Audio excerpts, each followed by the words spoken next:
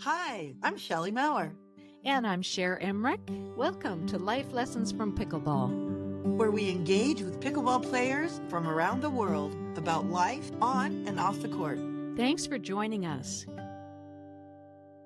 Before we get started, we have something really exciting to share. Our book, Life Lessons from Pickleball, is now available on Amazon, and a portion of every sale is donated to Operation PaddleLift. Your purchase helps deliver paddles, nets, and resources to underserved communities around the world. Thank you for being a part of growing the game we all love. Now let's jump into today's episode. Welcome everyone to Life Lessons from Pickleball. Oh, today we are honored to welcome someone many people in the pickleball world know affectionately as Dinkerbell, Susan Swern. Susan is the founder of the Pickleball for Good Fund, a nonprofit built around a powerful idea that pickleball can bring opportunity, connection, and hope to communities around the world. With more than 35 years in nonprofit development and her current work with Global Green Grants Fund, Susan has spent her career helping grassroots organizations create meaningful change. Recently, Susan took that mission globally through the project Operation PaddleLift, traveling across East Africa with a suitcase filled with paddles, balls, and portable nets, helping spark new pickleball communities in places where access to equipment simply doesn't exist. Susan, we're really excited to have you with us here today and truly grateful for the work that you're doing to bring pickleball to communities around the world. In fact, we're so appreciative. We're donating a portion of the proceeds from our Life Lessons from Pickleball paperbook and ebook, you're holding it up, to support Operation Paddle Lift. But before we learn about your work, we always love to hear how pickleball first entered someone's life. So take us back to the beginning and what was happening in your life when pickleball showed up. Sure. And thank you so much for having me on the show. When I read your book, I mean, there's so many stories of how pickleball has changed lives for the better and what meaning people have found in starting to play it and where it then took them on their life journey. So thank you so much for having me on the show, and to Ruth Rosenquist, who is the person who introduced us. She is the chair of our community development committee for Global Pickleball Federation, and that's the cause that your book is helping to support. So thank you both tremendously. So I talk about pickleball as a pickleball love story, which I think a lot of other people have. A friend of mine over probably 10 years ago, I was a tennis player. I even played in a women's tennis league. I wasn't great. I was like a 3.5, 3.5 player, but I had played ever since I was a little kid. My dad taught me how to play. And so my friend Dee Dee said, there's a sport I started playing. Have you heard about pickleball? And I'm like, no. She said, well, I think you're going to be a natural given that you're kind of athletic, you're fit, and I think you should, come out with me. So we went in, I live in Colorado outside of Boulder, and we went to the Lafayette Rec Center, which a lot of pickleball players started playing inside rec centers. So it was free, and I had to borrow a paddle. I had no clue of the rules. I had no clue of the scoring. And I just played, and I was like, oh, this is cool. This is fun. And it was on the parquet wood floors, which of course has 10,000 lines on it. But I saw everybody else having so much fun.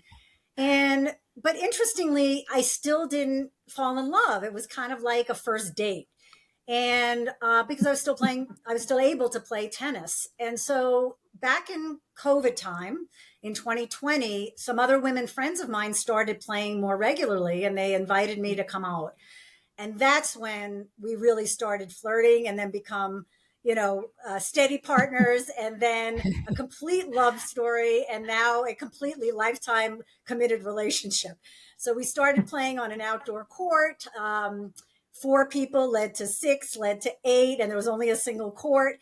And within 2 months after I started playing, I introduced another friend who had a background in sports management, and I had been in fundraising, and we launched a women's league. So the way I kind of been reflecting on it is it just started as a game, something other than tennis and racquetball and other racket sports. And then it became a passion. And then now it's a profession. it's really a calling for me right now. And hopefully your listeners will stay tuned for just all the ways that now I see pickleball is so much more than a game. It's really a game changer in my life and so many other people. In fact, two things. One is when pickleball entered your life, so did another four legged friend named Ruben, I believe. And Ruben is there, who may periodically show up on the screen. There's beautiful Ruben. Oh my God, so adorable. And you mentioned that today is kind of an auspicious day around pickleball and your parents. Can you say something about that?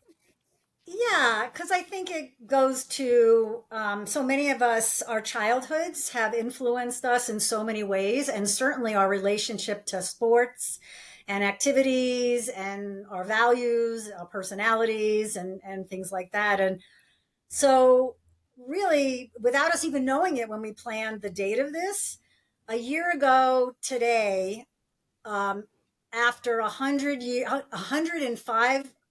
and 5 months, my father Leonard passed away peacefully. On Monday, March 10th, actually, in 2025, I got a call from my father's aide that he was gasping his last breath. And again, he was 100. He lived a great, fabulous, pampered, long life. He taught me every sport under the sun. And 4 days before that, he was so well and so with it that from his lounger chair, I had brought paddles with me about 6 months before then, because he knew that I had launched Pickleball for Good Fun. So he's always inquisitive and asking me. He would see commercials on TV from Humana and all these, companies that were starting to use pickleball in their marketing. And I just threw the ball at him and he hit it to me literally every single time. I have it on video. So this is a truthful story. And the look on his face, and if I choke up, I might do that because my father and my mother both encouraged my sister and I to kind of be balanced in kind of the masculine and feminine of what of our generation. I'm 67 now. My sister's approaching 3 years older than me. And, so sports was what he called the male thing. And, my mother was not a typical female. And so this day is not just in memory of my dad, but is really it could have been a really sad day for me, but connecting this sport to my one of my last encounters with him, Mm-hmm. that seeing the joy on his face, that at 100 he was learning a new sport and I was teaching him what a dink meant and all of that stuff is is so etched in my soul, that I feel incredibly grateful and blessed that the sport brought that moment 4 days before he passed. That Wow. is beyond touching, Susan. We feel him and your mama too, very present today. And they are celebrating all of this and all that you're doing now with this amazing game. How did you get the nickname Dinkerbell? um, so I have, even though I'm in fundraising is sort of like the kissing cousin of marketing, and I've always loved that and creating kind of brands. It just was, I don't know, my brain just thinks that way. And when I started thinking about the dink, because there is no dink in tennis, um, and then I have a very extroverted social butterfly personality. So when we launched this female league, this women's league, well, within a short period of time, we had drop in locations, like 6 of them, and we had ambassadors. All new people were coming to play, all women. We welcomed men, but it was mostly for our women friends. And it was during COVID. So it brought people out, from their loneliness, from their depression, from their isolation, from everything, being sedentary, being afraid to go out. So it was a blessing to all of us then. And when we did a tournament, I kind of wanted to adopt a personality. And so the name Dinkerbell came up for me instead of Tinkerbell, because Tinkerbell is like the little fairy and she has the wings and she has her little fairy dust. And so I literally put on purple wings and was flitting around our tournament, talking to people with our microphone and just, kind of keeping people engaged, even if they weren't playing or if they were spectators. And so that's, kind of my AKA Dinkerbell is what I go by, because I do feel I'm such an ambassador for this sport that I spread the fairy dust. And because I flit around, I'm a social butterfly. So I guess it fits. Yeah, that's awesome. What inspired you to start the Pickleball for Good Fund? Thanks. That's a great, obviously a really important question. So where I work in my day job at Global Green Grants Fund, I've learned a tremendous amount over the last 7 years. And part of what we do is we make grants across the world, where grassroots groups are fighting not just to save their communities environmentally, but also it's an environmental justice lens, and so it brings together land rights, legal rights. Our focus is on women and girls. It's on indigenous people, and but really the grassroots of people who all they need is resources. They have the wisdom, they have the drive, they have the passion. And so our organization is a funder, basically. And so it kind of just dawned on me that pickleball could also be that type of change maker, where it isn't just a game, it's a game changer environmentally, economically, social impact. And I don't mean social just like going and having a social life, but again, in my field, social impact is much broader than just socializing, of which pickleball is mainly so different from tennis. The whole social network of Yeah. pickleball was very different for me than tennis was. And not to be disingenuous about what tennis gave me. But the way I see it is tennis literally has love in its scoring, which pickleball doesn't. But pickleball showed me love in such a broader, deeper way. That's so true. Our experience too. Yeah. So what happened was I thought, okay, how could I replicate in a way what the values of what Global Green Grants Fund is doing in the environmental justice space? And it just started resonating for me. And I don't know about anybody else or you guys, when you get an idea and you just get flooded and you wake up in the middle of the night and you can't just stop. You know you shouldn't turn on your cell phone or your computer, and you do it anyway, and you record all these ideas because you don't want to lose them at our age. And so it began as that. And so we got the 501c3. And although I'm the founder and kind of the brainchild, obviously this is a work of several people. We have a board of directors that's all volunteer. I still have a day job. They still are working, even though some of us wouldn't mind retiring, but don't.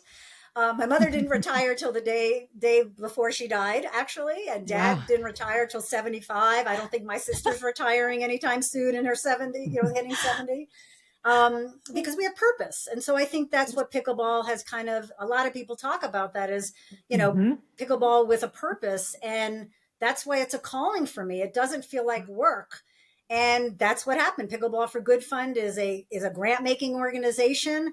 We're trying to raise, at least in our first year, several hundreds of thousands of dollars to be able to make the grants. Of already, we probably have 20 different nonprofits who have reached out to us in the United States and internationally, because they need equipment, they need courts, they need programmatic support, they need converting maybe a basketball court and lining it, but they also need curriculum and just basically a partner. And that's what we want to be, as a teammate with these visionaries. We call them game changers, who have an idea of how pickleball is, for younger kids, it's social emotional learning. One organization that I found out about online that's going to become a grantee is called, it's in Illinois, and it's called, oh gosh, of course I'm going to forget the name. I'll remember in a second.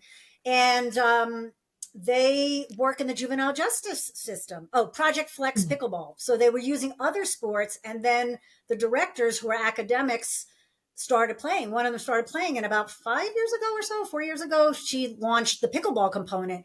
And it takes the kids or the young men that are in the juvenile justice system outside into a Chicago suburban park.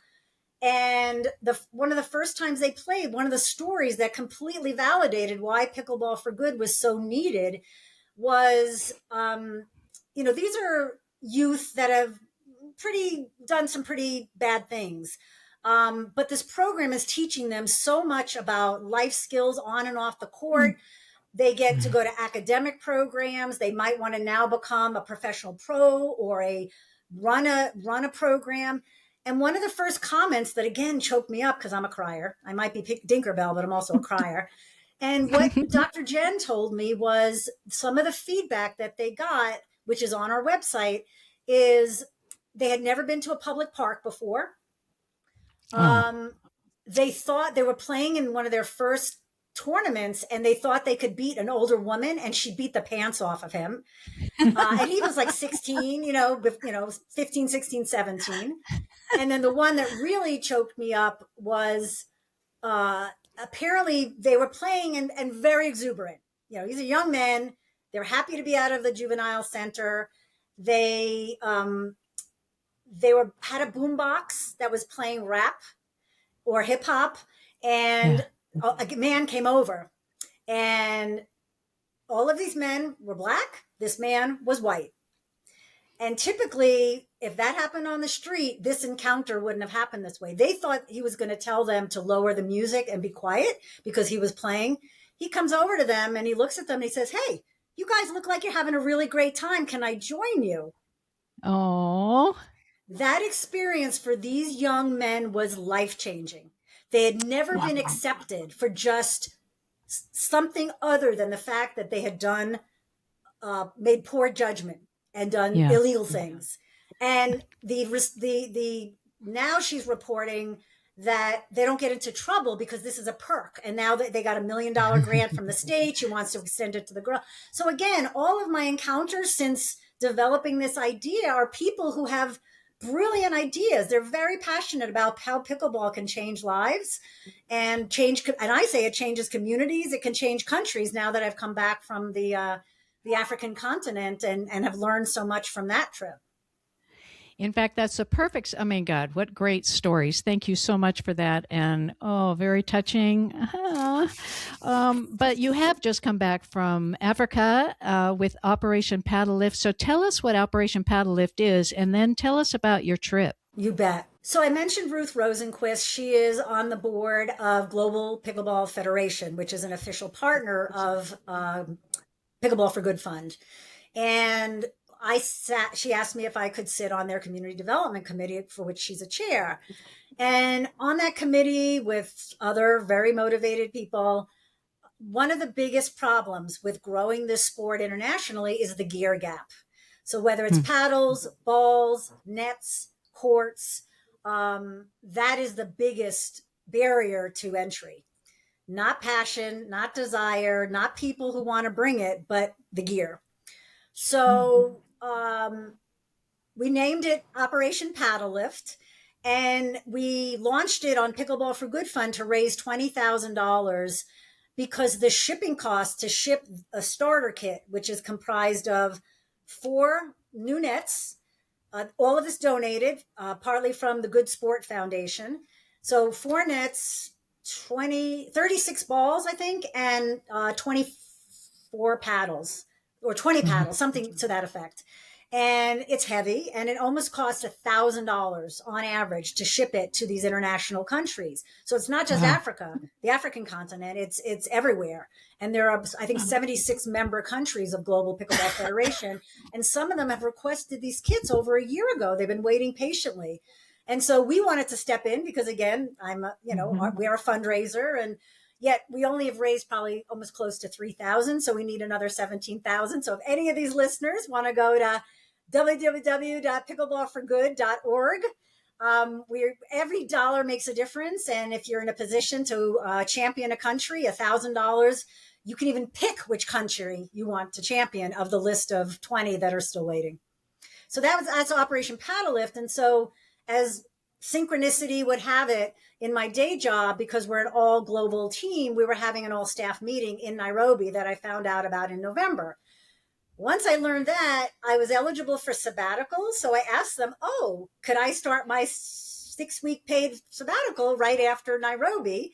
And they said, sure, because Collins Munene, who's the Secretary General of Confederation of African Pickleball. He sits on the Operation PaddleLift or the Community Development Committee with me. He lives in Kenya. And so he orchestrated me to stay an additional 3 weeks after this work meeting that I was getting paid for from my day job. My Yay. flight was almost all paid for. And I was already on the continent. So, I mean, again, all these synchronicities made it possible. And then Ruth says, Susan, could you bring equipment with you? Because, again, it's so expensive to ship. I said, sure. So the suitcase, my parents were world travelers, which gave my sister and I also the bug. So their huge suitcase, I had 54 donated paddles that were donated from Pickleheads. They were donated from the Good Sport Foundation. They were donated by a sponsor of ours, Pickle for the People, located here in Colorado. Balls were donated by a pickleball friend that I met, Moment Pickleball. Gave me 48 brand new balls, and then another 10 balls were donated by, I believe, the Good Sport Foundation. And so I schlepped that. The bag had the 54 paddles, and my friend designed the Octo bag, which is an amazing pickleball bag. It's spelled OKTO, and they're a sponsor of Pickleball for Good Fun. Anyway, I filled that up with 58 balls. Unfortunately, when I got to customs, the balls passed through, but the paddles we had a little bit of a problem with. I had to pay a customs charge for that. It was still less than shipping them. But now the last bunch went to Madagascar. They went to four countries. These 54 paddles now are in the hands of mostly children and some adults, so that they could just find their pickleball love story. And some of these nets are completely made by their vocational school, where it's like piping and a net that might have been a tennis net that doesn't even have a top to it, so the ball goes through instead of skipping over it. I mean, I saw kids playing without sneakers on, and they were, it was, but their passion for it, they don't need $300 paddles. They don't need $500 permanent nets. They don't need $10,000 courts. They were playing with flimsy stuff, and yet everyone kept coming back. The joy that they found, and that's where I'm wearing is, this is see, it's Uganda. That was one of the countries. So I was in Kenya, in Rwanda, and in Uganda, and then I went to South Africa for a private kind of pickleball moment instead of just the federations, because basically I visited the federation staff in each of those countries. And I don't even have a lot of yellow, but I'm kind of loving this jacket that they gave I me. like it. It's from the Ugandan Secondary School Sports Association. Oh, So Regina, who's the director of development, sport development for the Confederation of African Pickleball, which Collins is Secretary General, she took me to them. And just recently, this USSSA agreed to have pickleball as a demonstration sport even before the Ministry of Sports approves it. So they just got so excited at an NGO level that they want to now promote it in all of their districts. And because of the press that I got, that got covered because of my trip, again, I'm the messenger. It's not because of me, but I am the ambassador person. Or I'm calling myself the pickleball envoy. And they have schools coming out of the woodwork reaching out to them saying, we want you to come to our school. And again, these are schools that 5 paddles will make a difference. A replacement net, not even a net with I mean, they need so much less than what you can imagine to make this sport truly a sport for all across this entire continent and internationally. As I'm listening to you talk about this, I'm trying to imagine. So you deliver the nets, the balls, the paddles to a community. What does the sustainability of that look like? Great question. So each one of these communities either has a volunteer who brings the sport to the school from outside the school. So for instance, I met Brian. Brian in Nairobi, is owner of Nairobi Pickleball Club. It's a pay for play club, but he is the number 1 player in Kenya. He goes to the schools for free and brings a temporary net, and then brings the paddles, and then coaches the athletic director and any of the teachers that are teaching other sports. Like, the African continent is crazy about sports. So they have what we would call soccer, they call football, or Yeah. vice versa. Hmm. Yeah. And they have many other sports that they champion. And now pickleball is starting to take root. And so by revisiting, that's how the programs can get sustained. Also, with the role of Pickleball for Good Fund and mostly Global Pickleball Federation, because they're developing the train the trainers programs. They're helping with professional certification for coaching. They're also helping with professional certification for referees. That again, we believe that this is as much a sport for recreation, but in the competitive market, it's jobs, it's professional play, it's Olympic play. And that's really the core goal, is to make it so popular that people rise through the ranks and become skilled players, and then we can get it finally approved, maybe by Brisbane, to be in the Olympics as a officially recognized sport, Olympic sport. Well, for a Dinkerbell, you're quite a powerhouse, my dear. I am just. It's so impressive what you've been able to do in such a short period of time, and the collaborations around the world, and Global Pickleball Federation being an umbrella, and the fact that each country is now becoming a federation member, and there's everything is being organized in a way that it can be supported and sustained. Shelley, your question was so perfect, because it can just pop up in little areas, and then one person goes and then the whole program goes away. But you're making this so that it really is globally sustainable, and we are looking forward to when pickleball is in the Olympics, which we know you're all working toward as well. Before you ask the next question, I did have a little kind of a footnote to this too about Yeah. sustainability. Because for me, because of also what I do during my day job, sustainability also translates into environmental sustainability. And so one of Thank the you. platforms on Pickleball for Good Fund is the kind of the green sports movement, and the Green Sports Alliance is one of our promotional partners. Because with all the plastic, with all the carbon, with all the single use plastic water bottles, we are passionate. Pickleball for Good Fund is passionate about being an ambassador to green the sport. And so we would have a special fund that will give grants in order to green the sport. So we know that there are pickleballs that are compostable or biodegradable. We want to get those out into the universe. Paddle companies, Pickle for the People is making a paddle that can be put in the landfill, and it can be Oh. degraded and be able to use otherwise. Other companies like Revlon, who was one of the first paddle companies I came across that had a sustainable paddle that was also performance. And so that's another form of sustainability, because we don't want to grow the sport and then be hurting the planet. So the way that we've captured this is in the brand of No Planet, No Pickleball.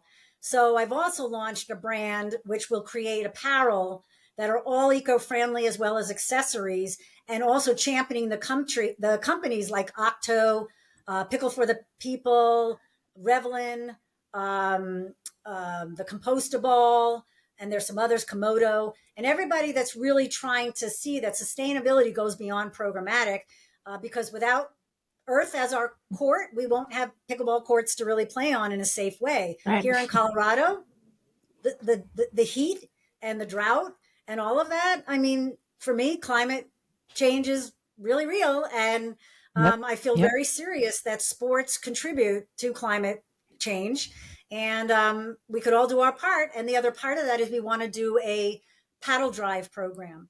So I want to go around to the facilities where maybe for a month or whatever they announce that this is their paddle drive. So I mean, I don't know about you, but because I've been playing for 6 years, I have three other paddles that I don't play with anymore because I have Yeah. my current one. And so we want people, this audience, to stay tuned about how you can donate your used paddle.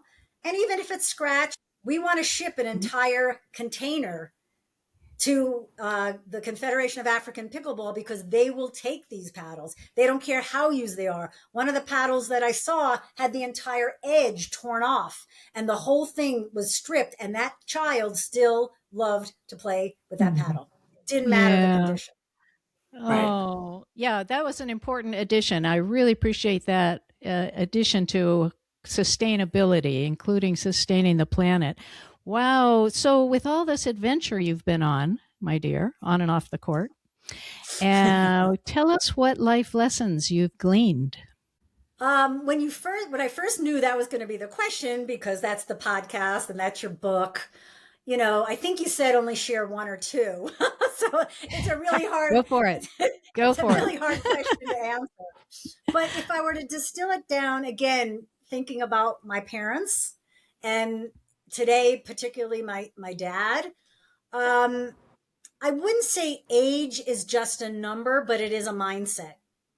The fact that my Mm, father would want to pick up a paddle at 100 years old and actually put himself in that place to, even if he felt he couldn't do it, because a lot of people who are that age don't want to try new things because they don't want to disappoint themselves. They don't want to see maybe that they can't do it, because if they can't, that's not psychologically good for them.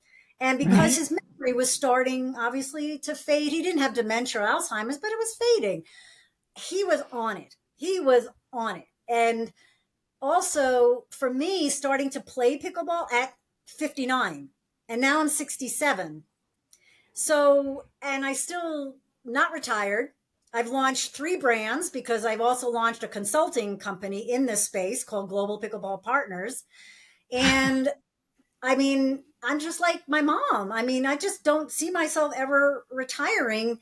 And, while financial considerations are always part of that, but that's 67. I always say I'm kind of immature for my age.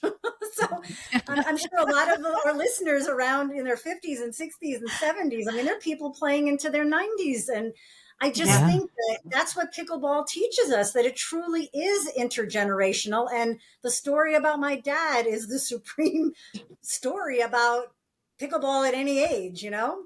So that I'd say is a really important one. And of course, a lot of pickleball, as you advance more competitively, my friend Dottie teaches that the mental game is really important. And so that kind of goes with that one.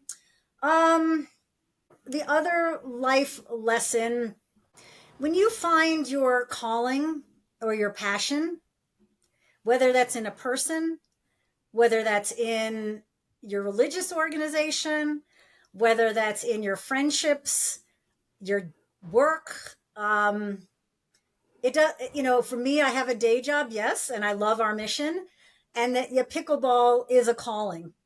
And when that happens, it truly is for me pickleball with a purpose. I am the age I'm at. I don't have children other than Little Ruben. Reuben. Um, Reuben. and it's my legacy. So I know a lot of people that are young don't think about their legacy, but I do feel that this is flowing through me because I was meant to do it in my unique way. So I think Absolutely. everybody has that in them. I think that Yeah. whether it's pickleball, whether it introduced you to your life partner or it got your divorce going ahead or whatever, I mean, I do think pickleball is not just a game. It is a game Yeah. changer if you let it be, whether on the inside, the outside, or anything else. And for me, this trip to the African continent, and I've done other travel. At 50, I did a volunteer vacation to teach English in Thailand. But this experience, I could have never orchestrated it. There was something behind it. And whether you Yeah. call it law of attraction, whether you call it synchronicity, whether you call, wait, Susan, you saw an opportunity and you went for it, or for religious people, they want to call it God. You call it what it is, but it was meant Indeed. to be. And being raised Jewish, the word we would use is beshert. It was just meant to Uh-huh. be that this sport came into my life. And that's my life lesson. Pickleball is my life lesson now at this stage of my life. And we're so glad that you've entered the world with this passion and this drive. And we want our viewers and listeners to know how to support Operation PaddleLift, of course, one way is to buy our ebook or our paperback book and buy them for yourself, your friends, your family, for tournaments, for events. And you're holding up our book even now. Thank you so much. So, what is another way people can support Operation PaddleLift and Pickleball for Good? Thank you. So our URL is www.pickleballforgood.org. And the four is FOR, not the number. In the middle of the page is Operation PaddleLift as our featured fundraiser. You just click on the donate button and you can go there. But I encourage you to read the articles. I mean, the blog posts, and we're going to be posting shortly. We have a marketing communications committee meeting this week and a board meeting, and we're going to get those 4 articles that were written about my trip in Uganda. And one of them is a story of a 5-year-old boy who I went over to. He wasn't even playing with a real paddle. He was just standing around watching the other college kids play. And I went over to him and he started hitting the ball. And I gave him my paddle, my Ben Johns Perseus paddle. And I started throwing at it like my 100-year-old dad. I was doing it with this 5-year-old. They hadn't taken him on the court very much, but he was their ball boy sometimes. His mother is a teacher there. So we have a whole article about this 5-year-old kid. He could be the next, Annalie Waters in male form. I mean, we have no idea the trajectory of a life that could change. And even if he just decides to play recreationally as he becomes a college student eventually from 5 years old. But his mother was so happy that he got the chance to play. And so that could support. I really want to push supporting Operation PaddleLift. Yes, general donations would go to help us make grants in the United States. But this spread of the sport internationally is really near and dear to my heart. So, because we have $17,000 more to go, and we want to end the campaign by the end of March. So I'm rooting for people to get caught by the fact that a little bit of money goes a long way. And if they could support Operation PaddleLift, sure, they can come back and support us more generally too. Well, thank you, thank you, thank you. And I know you've already touched a lot of hearts. You've certainly touched ours. And we are so grateful for everything you're doing. And thank you so much for being on the show today, Susan Dinkerbell. Thank you. Purely my pleasure. What are your nicknames, by the way? Do you have court nicknames? No, but I want one now. No, we need to. You need to name us. Yeah, we don't have any nicknames except "Hey you" and "You missed that." I would have to come to Washington State. I used to live in Spokane for 3 years. Oh, I still have very good friends there. So I would have to come play with you. And then, but it's sort of like when you name your dog, it just kind of comes to you, like what fits your personality and again, I shared with you what the meaning of Dinkerbell meant for me. And it actually was out there. I actually had a hat and I have t-shirts because somebody else branded it. And I now have clothing with Dinkerbell without the E at the end. So it's one word. I Dinkerbell. love it. But I'll help you. If you reach out to me after you pick yours, I'm happy to help you. All right. Well, we're waiting to see you on the court. Thank you. And thank you so much. Really appreciate you being with us. And thank you all. Oh my gosh. Go to Pickleball for Good, Operation PaddleLift. Buy our book.